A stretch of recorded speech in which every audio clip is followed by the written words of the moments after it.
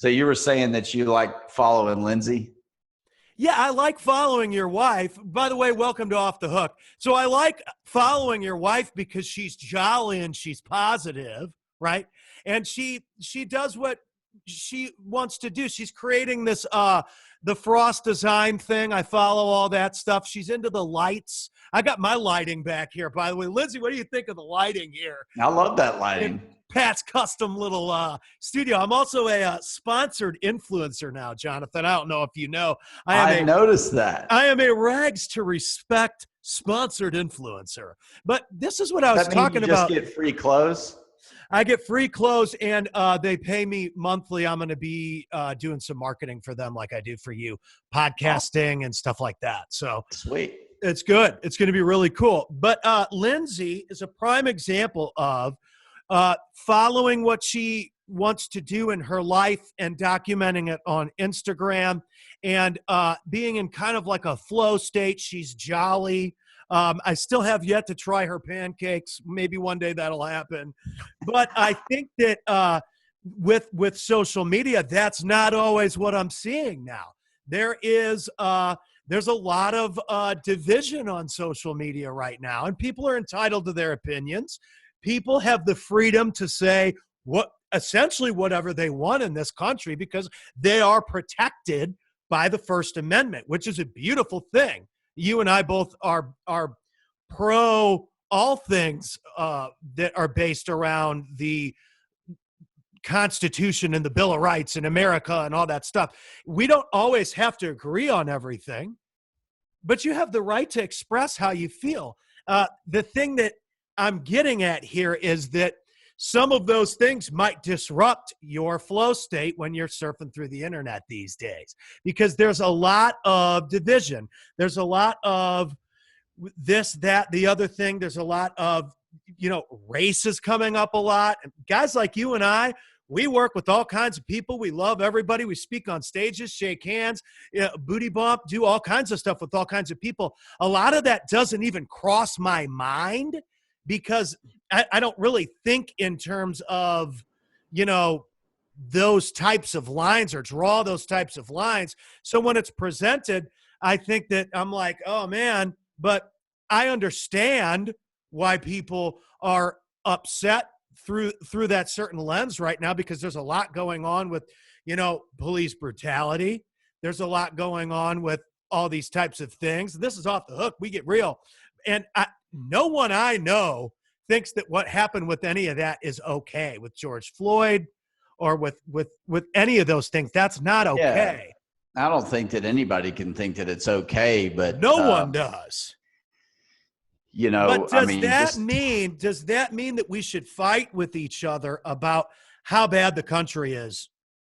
I don't think that you should fight with each other about how bad the country is. I mean, I think because I'm seeing that a lot. I'm seeing a lot of arguing. Yeah, I mean, and people are taking their position and they're just digging their heels in and not even listening. Like that's what. Like, man, I was just scrolling through social media this morning and I'm just rolling through there and I'm like, damn, like I'm telling you, just always something. And I just, I feel like we just need to all put our swords away for a second and look, we understand you want to tear down statues. We understand you don't want to tear down statues. There's two ways to go about this. One of them is observing all of it. This is what you talk about with accounting too, which is why I brought it up. It goes back into our business. It goes back into us feeling good. Well, let's look at it all and let's figure out exactly how to approach each detail together instead of, the way I'm looking at it this way is the right way and the only way, and it's got to be this way. And it's like, well, we got to figure out how to integrate. Yeah. There's always more than one factor. We got to integrate all these things together. Man, I got a situation right now. This is Off the Hook, right? We get real here, right? I got a situation right now. I've got a client that literally all he does is call to yell at people. That's all he does. He just literally screams and hangs up the phone, and he calls like 6 or 7 different people wondering where his stuff is. He called me yesterday 7 times. I mean, I have called people in the past and vented, but not 6 or 7 times in one day. And I'm on the phone all the time, right? Yeah, I know you are. You're a hard man to get a hold of. I don't screen I don't look at it and go, oh, it's Pat on the phone. I just don't do that. I wouldn't blame you. Yeah. But I'm on the phone in meetings, moving a lot. And so also, I'm not really, honestly, until you get to a state and when you're ready to have a conversation, real conversation, write me an email. Tell me exactly what you want and we'll go do it. Well, and you're a data-driven type of guy because of the accounting background that you have. Yeah, but I'm not going to, I've had a year of upset clients. I mean, I really have. And I've learned a lot through it. And I'm a little bit somber today, to be honest with you, because I'm, this entrepreneurship thing, it's hard. I've heard a lot of people be really like, success is easy and this and that. It's not. It is difficult. And so you're going to have upset people when you're dealing with as many people as we have. We've got some people that are raving fans. We had some guys that are just raving about us. They're like, y'all are the best. And then I've got this guy that calls me 7 times and all he does is bitch out everybody. He just gets pissed. And I can't solve that guy's problem. And that's what, going back to what we were talking about, I think it's going to be really difficult for us to come to some solution on, just tearing down the monuments, let's just say. It's going to be hard to listen when people are just yelling at each other. I saw a picture on Instagram earlier. It was this girl yelling in this policeman's face. And there's just no respect. I mean, until we start having respect of each other and what we're, each one of our views, I don't know how you ever really get past it. And I think that it'll continue up until the election. And then once the decision of America is made, then the decision's made. And I believe that it's all I believe that it's our duty or our role as Americans to whatever the American public has voted. That's the answer. Well, Whether the ultimate answer that I want or not. I've got to respect that. I mean, and here's the other thing. And it's actually had a great chat with Jay before you sat down. Such a busy man. Jonathan he just rolls in whenever he needs to. But we were talking about, like I said, and I heard this on another show. I think it might have been the Andy Frisella show years ago, is that everyone views the world from their own lens, from their own camera and from their own experiences and this and that. And that's how their viewpoints are determined. And since there's so many different backgrounds and cultures and all these different communities and this and that, this street on a block might be completely different than 2 blocks down. I mean, especially you're talking about, I lived in California, and if you go to Hollywood, for instance, the Sunset Strip, I mean, two blocks away from Beverly Hills it's not Beverly Hills, right? It's different. It's different there than it is 2 blocks down in a huge $7 million mansion in Beverly Hills. It's different. And what I've experienced here recently is this group that we have going in Chattanooga called Respect Chattanooga. There's just not enough integration of, forget racism. There's just not enough integration of that 2 blocks in Beverly Hills. Those people are not interacting together. They never have a reason to come together. I think that eliminates a lot of opportunity, networking, what we talk about all the time, and we sound like broken records, but it really is about the people that you're around. And it truly is. If you're not around people that are challenging you, that are causing you to think differently, I think that you don't have as good of an opportunity. I mean, I agree. And I'm going to tell you something. There's somebody 2 blocks down from Beverly Hills that was there 40 years ago that's now in that mansion in Beverly Hills that grew up right next to the taco shop. I can't think of the name of that taco shop either, but it's really good. And so that was the point I was kind of getting at, is that your mindset and your level of action will determine what results you get in any area. And that's why you're like, oh, you got to write it down, got to write it down, you got to write it down. And I'm telling you, it works.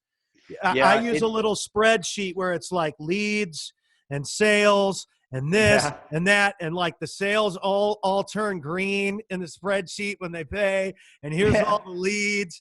I'll probably eventually have to really get fancy and start using a CRM or something.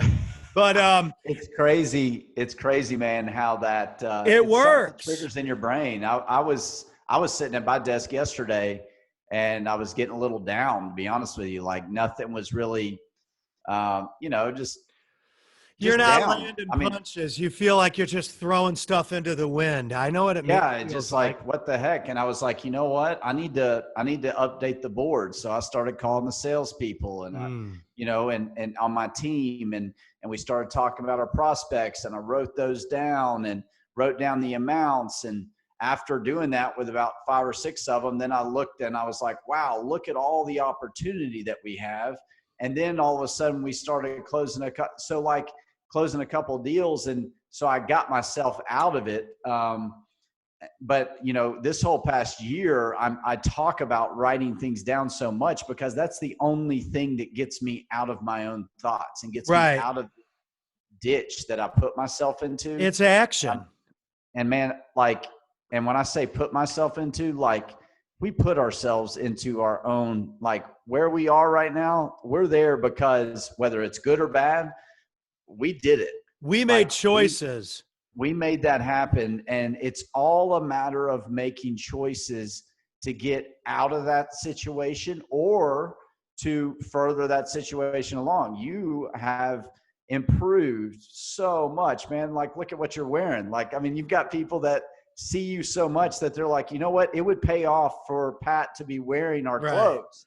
They're like, hey, how about wearing our stuff instead of that old Star Wars shirt? I'm like, dude, that Star Wars shirt is legendary.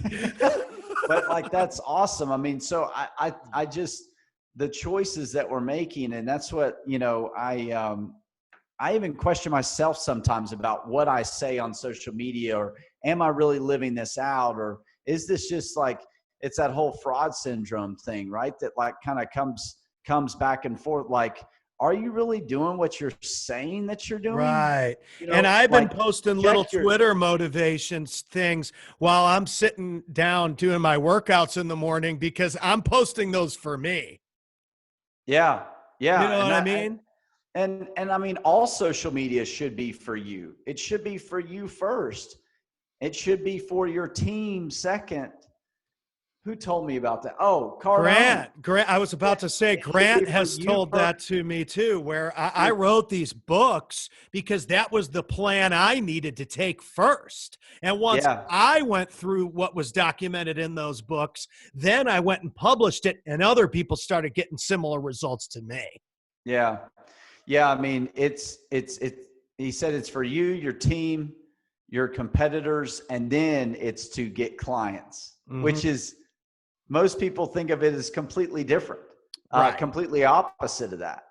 So, what's kind of happening with me here recently is just having to restructure a bunch of things, having to deal with, some employees leaving, working on our culture, making sure that we have good training. I'm learning a lot of empathy right now, a ton. Learning man, business owners go through a lot of shit. They do tough times.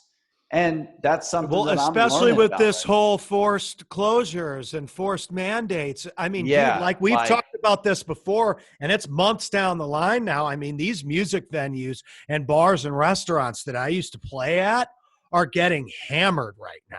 Right. Yeah. Hammered. Yeah. It's it's really difficult. And we were supposed to go home for, I'm so interruptive. Sorry. We were supposed to go home for next week just to visit family. It's like an 8 or 10 hour drive from Dallas to St. Louis. And, there were a couple people that we know that were exposed to this virus, and we're not going. Yeah, right. You're just right. We'll see in September. It is not worth me driving all the way there and my wife going out with some friends or something, or being around someone at a pool party and me getting sick for 3 weeks. Yep. Because when we're in the type of grind that we're in, which goes back to what we're talking about, inches count. You ever watch an Olympic race with Michael Phelps? He wins or loses by inches. Oh, it could milliseconds. Be wasn't it like millimeters or centimeters at one point in time? Like maybe like measurements physically, but we're talking milliseconds. Yeah, right. Like to the 0.000, and like his finger hit, and you can watch it on the thing. Like they're almost hitting at the same time, and then they like switch it to the side view, and then you can like barely see the fingertips go. It's like, well, that person won by literally like hairs of inches. Yeah. That's how it works in business too. There's been a few months ago, beginning of the year, when I called you and I'm like, dude, I just don't know how we're going to pay. I've got like up to, if the meter of what my cost is to survive is here, I'm like right here. I hate to be a beggar, but if I don't do something to get a little bit over that edge, I don't know how I'm going to pay the health insurance for my kids this month. Right. Yeah. And it makes you feel like a beggar, doesn't it? It does. I shouldn't feel like that, but you got to ask. And I think that some of this content we've been publishing has been phenomenal, man, especially Banana Joe. Banana Joe was the man. But I think a lot of people don't understand that at all. They don't, and that's okay. And I think it's important to try things that push our own limits to get over that edge, because if you can make someone laugh, and this is what I've noticed about what's caught a lot of people's attention, especially with me making fun of Joe Biden and making fun of Donald Trump. Most people who are entertainers pick one, and they make fun of one or they make fun of the other, and they support one or they support the other. If it's entertainment, well, it's unlimited. I should make fun of all of them. And that's part of the reason why people were like, dude, I think it's so cool that like you did a Joe Biden gaffe, and then 3 or 4 days later you did a Trump gaffe. And then so like you keep it on both sides. You're ripping on everybody, because that's I think like what we said, back to square one. There's 2 different sides to everything. And you've got to be able to look at both sides to figure out, where things are connecting and where they're not connecting. And that's with anything. If it's not connecting with me with doing this one thing in my media business, well, what else can I do with media to provide a solution for someone?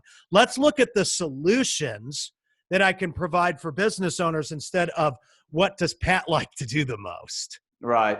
And that's where I started to see shifts. And like Pat the Guru says, what's going to bring them value? Right. It's all about value. And real world means value. I almost feel like people should change the word value to solution. Yeah. Like, what kind of solutions can I bring to you? Because sometimes it's like, well, I'm going to bring you a bunch of value right now. And it's like, really, you're providing a solution for that person. Gary Vee says the word value too much. I love Gary. I've performed with Gary before. Great guy, by the way. But it's like what you're doing when someone asks you a question, instead of providing value, you're actually giving them a solution to their problem. Right. I think if we ditched the word value and focused on the word solutions, I think that a lot of the mysterious, rainbow clouds would be lifted, because it's like solutions take work to execute. Right.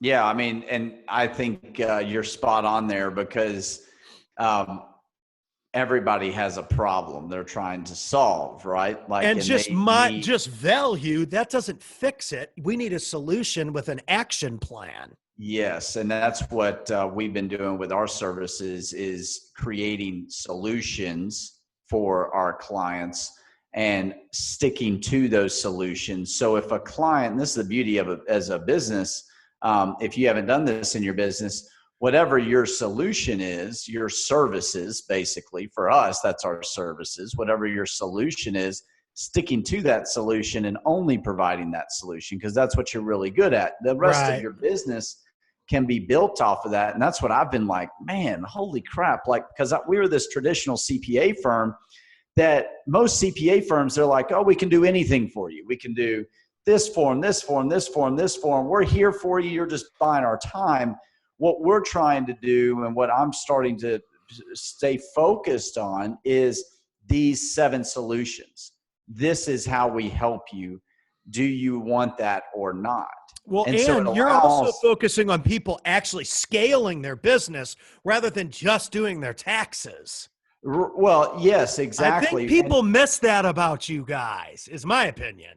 Yeah, they do, but we have different solutions that help you scale the business, right? Like financing, that helps you scale the business. Finding a bank, finding somebody to loan you some money, putting together the package for that financing. That's one of our lines of business.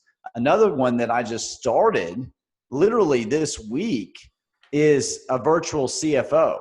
So I'm working with 5 clients at a 3-month time period to just get them back on track with where all their finances are. Because a lot of scaling businesses, they're like making decisions here, there, just moving so fast. They need somebody that's going to be helping them make those decisions. And man, have I learned myself how important those decisions are. And so that's another product that we have that's a solution. Do you need somebody to help you temporarily for those CFO services, to create a cash flow statement, to show you how to even read one so that you can make better decisions in your business? Yeah. And that's for, people doing at least over $2 million in revenue. Yeah. That are like, you know what, this thing is really moving fast. I don't really have anybody watching this into my business. Well, you got to reel it in, and you got to have somebody that knows what they're talking about and that knows how to do it, to do that for you.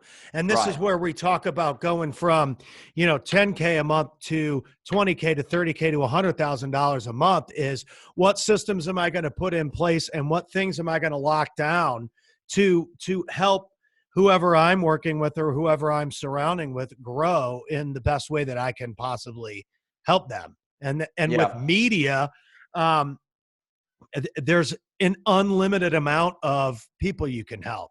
I mean, they say something like 40-something% or whatever businesses aren't even online. Almost half of businesses aren't even online.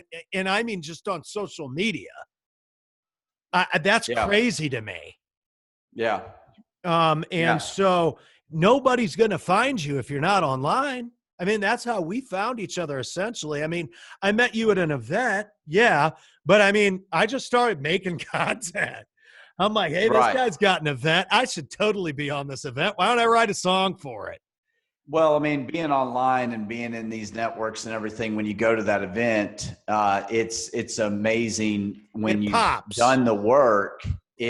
People they recognize you. I mean, and that's pretty huge, to have a total stranger come up to you and be like, hey, how are you doing? I've been following you. I really appreciate that video that you put out. Or I understand that concept more now.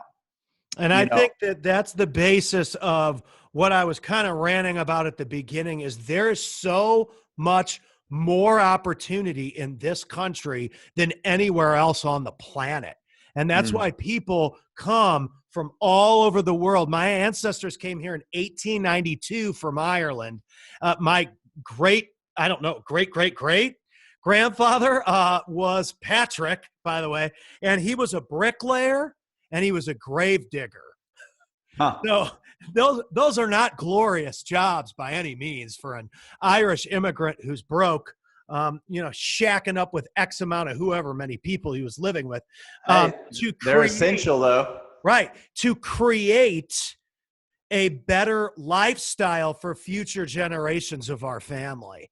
I mean, I've got great uncles and great grandfathers who fought in both world wars, Marines and stuff, literally fighting against, these authoritarian and communistic dictatorships that wanted to crush the world. And here we are, the United States of America, still standing tall. And I think that the gratitude that we should and most do have, I think, for this country is essential for us to provide solutions moving forward. And I think that I'd like to see more of that online, personally. Yeah, well, but I think that, you've got what do they call I don't know, like the silent majority or whatever. I think the majority of Americans are still proud of their country. I agree. I agree. Like what the opportunity is here and all that kind of stuff. I mean, I think that, and the thing is, it is that silent majority. It is that majority of Americans that aren't even really out there. And you and I both know, and you watching this as well, that the media is going to only be showing what's really interesting. I mean, we like train wrecks, right? We enjoy watching people go down. We enjoy people having problems. I don't know what it is. Like, we're just drawn to that. People wouldn't watch boxing and UFC if they didn't want to see somebody get knocked out. Right. Yeah, exactly. I mean, so, that's not gonna ever go away. And I think that what's been really interesting for us is this group that we've started, where we're coming together and like actually having conversations and listening. We're actually starting to communicate, right? Communicate across these lines that have never really been broken before, and across these networks that have never been broken, and starting to create this new network. I helped one guy get work I referred him a client, and that wouldn't have happened if we hadn't started meeting together. And like, it's really simple. Like, what if we just started having these different networks around the country, in these different cities and the different towns, where I don't know how you arrange it. The only reason I was able to was because I know Tony Oliver, and he was like, well, I'll bring some friends and you bring some friends. So but it was intentional that, Tony's black and I'm white. It's an intentional action. That, in my opinion, is the key word there. It was intentional, and there was action involved. And so even if it's, I don't know many of your friends, but it wouldn't be different than, your friends coming together with my friends and us deciding to start meeting and like figuring out ways to really work together, to really create solutions, as what we were talking about. Like, one of the problems is there's not enough bridging the gap. There's not enough networking. There's not. This socioeconomic status and that one. Well, that's what we're doing. We're like, okay, let's solve that problem by coming together. Now, then it's being patient enough to wait on the results to start. Yeah, there's got to be some development, right? There's a development phase. I mean, that guy didn't get a client referred to him the first week, but it was crazy. Like, he tows, motorcycles and boats. And like, I'm going and talking with this other sales guy at a boat place that I know. And he's like, hey, I need somebody to tow a boat. I'm like, I got your guy. Oh, I know. I didn't think about the fact that he was black. I mean, of course not. Yeah, it doesn't. It's irrelevant. That's a solution. That's the solution, right? That's the solution to your issue. I know the guy that can do it. And I think that's what I'm saying. That's how that's how we've always thought. That's how I've always thought. It was funny. Jim Carrey posted something about how, when he first came into Hollywood, everybody thought his ideas were really whack, and that he wasn't going to make it. And the Wayans brothers were the guys that hired him and put him on a show called In Living Color. Yeah. And he was Fire Marshal Bill. Yep. That character was awesome. And he had his own segment and his own thing. And I mean, I'll admit, that's how I got into the show, and then was exposed to all these different musical artists and all this entirely different culture, especially being a really, really, really, really, really little kid. And I was like, dude, this show is awesome. Right. Everybody loved that show for a million reasons, but that was one of them. Those guys were the only guys that gave him a shot. And that's kind of how my music career went for a long time, as I worked with a lot of, big stars as a corporate audio engineer. But once I left and went on my own, it was my friends that were rap artists that were like, dude, you're hilarious and awesome. If you do this, this, and this, we'll play the main slot and you can open up for 20 or 30 minutes with your guitar and come out. We'll do raps together and all this kind of stuff. Those were the guys that put me on and thought my ideas were awesome. Yeah. Not all the classic rock stars that I knew back in the day. It was a little bit too alternative for those guys to back. So I think it's important to remember that there's more commonalities and there's more ways to fit the puzzle together than there are ways for it to not work. Well, and I mean, most of us want the same things. Yeah. We might have different ways of going about getting them. And some of those ways are crazy stupid and some of them make a lot of sense. But yes. I mean, we're all after the same things. It's listening is it's important. It's required. And I don't think that there's enough listening happening right now. Well, and I think that, people get angry. And like I said about the lens, it's when you view something so many times that upsets you, you can become annoyed and upset and vocal. And I can respect that. I totally do.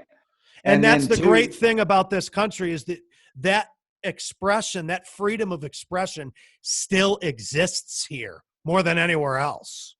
Yeah. I mean, yeah, you can't do that anywhere else. You would try that in like China.